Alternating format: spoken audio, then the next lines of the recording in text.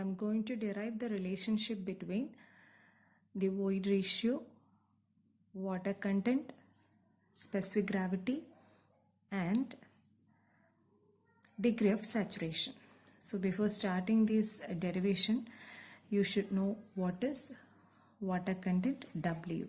Water content W is defined as mass of the water divided by mass of solid. So from the 3-phase diagram, the mass of water divided by the mass of solids will give you the water content or moisture content.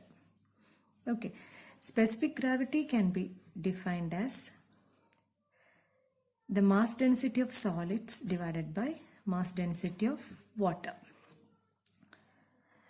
So from this equation you can write mass density of solids as specific gravity into mass density of water.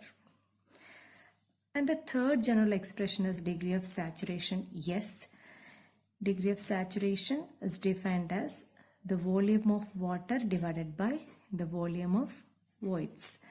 The volume of water divided by the volume of voids will give you the degree of saturation. Yes.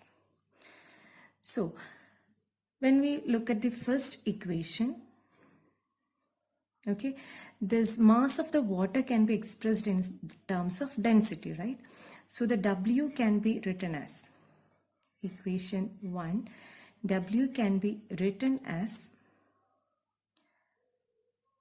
volume of the water into mass density of the water.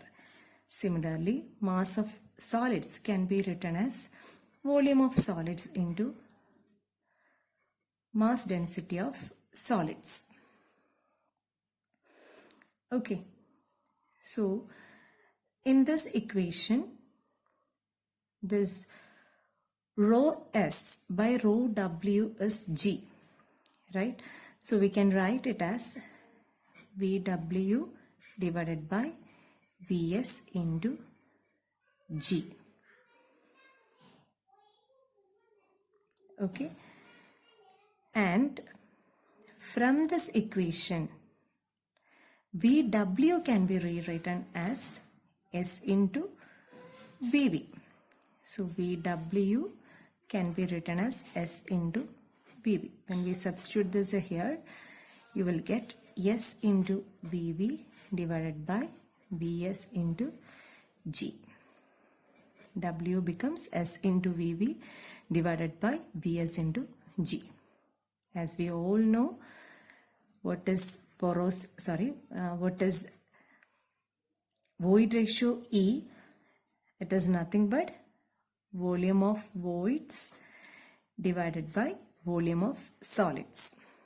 Okay, so this volume of voids divided by volume of solids can be written as